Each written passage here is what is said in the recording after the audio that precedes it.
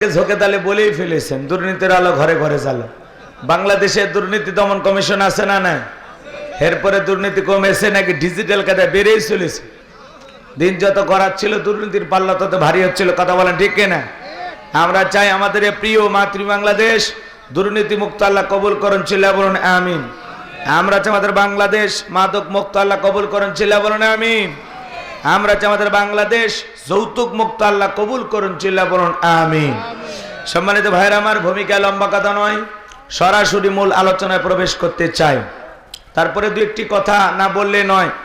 আজ থেকে 1 বছর আগে আমরা যখন করোনার মাহফিলে কথা বলার জন্য যাইতাম, যেখানে আমাদের খাবারের আয়োজন থাকতো, বসার ব্যবস্থা থাকতো, সেখানে কিছু বুদ্ধিজীবীদের আগমন ঘটতো।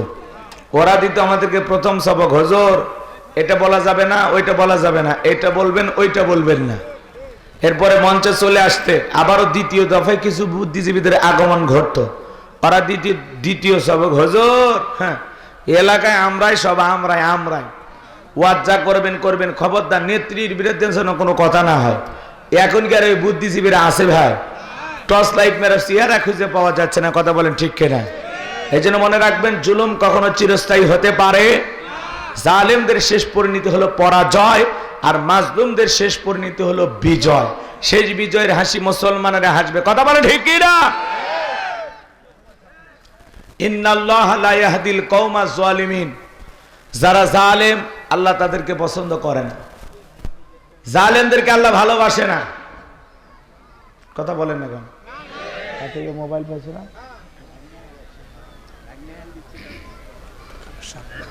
যে ভাইরা দাঁড়িয়ে আছেন, কি গো এটা কি কথা কেন? এটা মাহফিল না? এবার দাঁড়ায় কি দেখতেছো ময়না? এখানে কোনো মহিলা নাই তো, দেখার কিচ্ছু নাই। তোমারও যা আমারও তাই।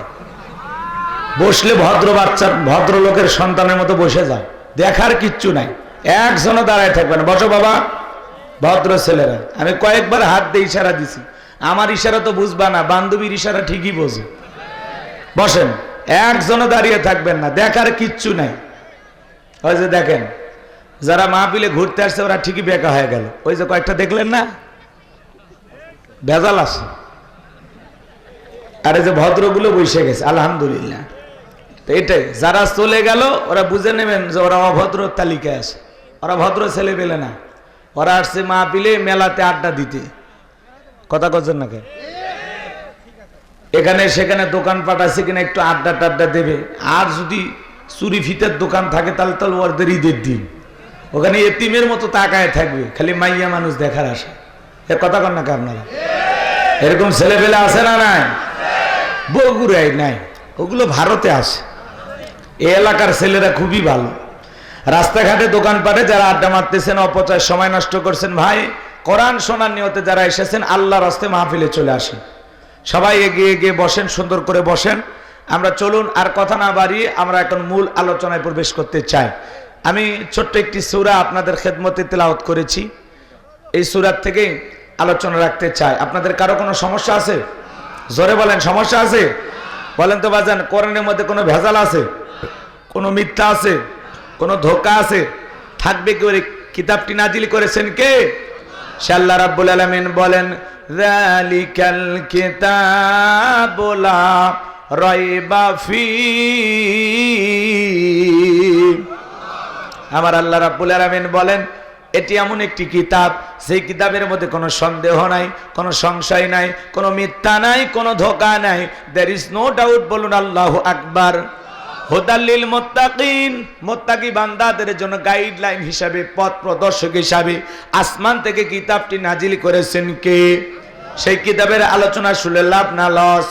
লাভটাকে আমার আল্লাহ জানায়া দিলেন, ওয়া ইযা কুরিয়াল কুরআনু ফাসতামিউ লাহু ওয়া আনসিতু লাআল্লাকুম তুরহামুন। সূরা আরাফ আয়াত নাম্বার 204 আমার আল্লাহ রাব্বুল আলামিন জানিয়ে দিলেন, তোমাদের সামনে যখন কোরআন পাঠ করা হয়, কোরআনের আলোচনা করা হয়, চুপ করে কান লাগিয়ে মনোযোগ সহকারে কোরআনের কথাগুলো শ্রবণ করো।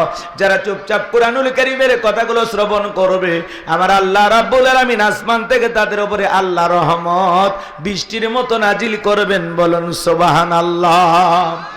ওয়াযাক্কির ফাইন্না যিকরা তানফাউল মুমিনিন। আল্লাহর যারা মুমিন বান্দা, তাদের সামনে যখন কোরআন দেওয়াজ করা হয়, কোরআন থেকে উপদেশ দেওয়া হয়, এই কথাগুলো শোনার পরে মুমিন বান্দাদের উপকারে আসবে। বলুন সুবহানাল্লাহ।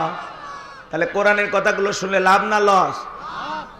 শুনে কি প্যান্ডেলে রাখবেন নাকি বাড়ি পর্যন্ত নিয়ে যাবেন? আমরা প্রত্যেকটা মাহফিলে যাব নিজেদের পরিবর্তন করার জন্য। সেখান থেকে কিছু রিসিভ করব। বক্তা যে আলোচনা করবে সেখান থেকে আমলের নিয়তে কিছু কথা গ্রহণ করব।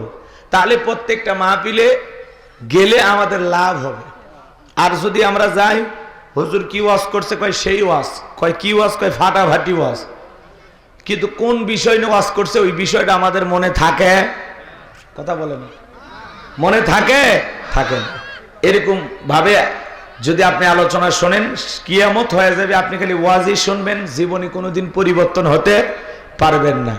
আপনার একটু কথা বলে আমাকে সহযোগিতা করবেন, আমি করব ওয়াজ, আপনারা দেবেন আওয়াজ, জবাব দিবেন ঠিক ঠিক, আলোচনা হবে কমপ্লিট। শ্রোতাদের স্পিডে বারে, বক্তার হিট, আলোচনা হবে জায়গা মতো ফিট। আগে বলতাম কিছু ওয়াজ প্যান্ডেলে, কিছু ওয়াজ অ্যাঙ্গেলে, এখন আর অ্যাঙ্গেলে না, যা বলবো সব ডাইরেক্ট। অ্যাঙ্গেলে বলার দিন শেষ, ডাইরেক্ট বলার বাংলাদেশ। কথা বলেন ঠিক কি না? বগুড়ার মানুষ এত ঘুমাইলে হবে? একটু আওয়াজ দেওয়া লাগে, একটা তাকবীর দেন, লিল্লাহি তাকবীর। আমি আপনাদের সামনে পবিত্র কোরআনুল কারীমের 108 নম্বর সূরা, সূরাটির নাম কাউসার। জোরে বলেন কি না? অনেকে ভাবতেছেন হুজুর এই সূরা থেকে ওয়াজ করবেন। আগে যদি জানতাম, কষ্ট করে হুন্ডার তেল পুইরা লসিমন করিমন অটো ভাড়া দিয়ে আপনার মাহফিলে আসতাম না। এরকম কি ভাবতেছেন? আচ্ছা বলেন তো বাজান, পরিচিত রাস্তায় পথ চলতে সহজ হয় না কঠিন হয়? কথা বলা লাগবে। পরিচিত মানুষের সাথে কথা বলে ভালো লাগে না খারাপ লাগে? পরিচিত রাস্তায় পথ চলতে যেমন সহজ হয়, পরিচিত মানুষের সাথে কথা বলে যেমন ভালো লাগে, বক্তা যদি পরিচিত আয়াত বা সূরা থেকে আলোচনা করে, সেইটা শুনলে আপনার বেশি ভালো লাগবে, কারণ সেই সূরাটা আপনারও জানা আছে। আর যে জিনিস যত বেশি জানবেন, তাতে চর্চা কমে না বাড়ে? বলেন, চর্চা কমে না বাড়ে? হয়তোবা সূরা কাউসারের তাফসীর আপনারা যেভাবে জানেন, আমি হয়তোবা সেভাবে জানি না। আজকে আমি যেভাবে বলবো, হয়তোবা আপনারা সেভাবে শোনেন নাই। কথায় আছে, এক একটা ফুলের এক একটা সুঘ্রাণ। কথা বলেন ঠিক কি না? একটু সময় দেন, অপেক্ষা করেন, টক ঝাল মিষ্টি আল্লাহর সৃষ্টি, একটু অপেক্ষা করেন, ভালো লাগবেই ইনশাআল্লাহ। মনটা যদি আবু বকরের মতো নরম হয়, কোরআন শুনলে ঈমান বৃদ্ধি পাবে। ওয়াইদা তুলিয়াত আলাইহিম আয়াতুহু যাদাতুহুম ঈমানা। কোরআন শুনলে মুমিনের ইমানের ব্যাটারিতে চার্জ হয়, ইমানটা বৃদ্ধি পায়, ইমানটা বাইরে যায়। সুবহানাল্লাহ কর। আর মনটা যদি আবু জেলের মতো শয়তানি ভিতরে ভরা থাকে, আবু জেলের মতো পেঁয়াজ দিয়ে ভরা থাকে, আবু জেল কিন্তু সারা রাত কোরআন শুনতো। কথা কন, আপনাদের মতো 2-1 ঘন্টা না, সারা রাত। বহু বাচ্চা বাদ দিয়ে রসুলের বাড়ির চারপাশে দাঁড়াইয়া সারা রাত জায়গা জায়গা নবীজির কণ্ঠে কোরআন তেলাওয়াত শ্রবণ করত। আর সকালবেলা উঠে কি রেজাল্ট জানেন? সকালবেলা উঠাই উল্টা পাল্টা স্লোগান দিয়ে বিশ্বনবীর বিরুদ্ধে মিথ্যা তহমত দিয়ে বলতো, মোহাম্মদ পাগল, মোহাম্মদ জাদুকর, মোহাম্মদ গণক। কথা বলে না কেন? তাহলে সারা রাত কোরআন শোনার পরে ওর ভাগ্যে হেদায়েত জোটে নাই। কথা বলেন না কেন? এই জন্য আবু বকরের মতো মন নিয়ে বসবেন নাকি আবু জেহেলের মার্কা মন নিয়ে বসবেন, এটা আপনার ইচ্ছা। আল্লাহ যেন আমাদেরকে আবু বকরের মতো মন দান করেন। এটা জোরে বলেন আমিন। তাহলে আমি কি আলোচনা শুরু করব?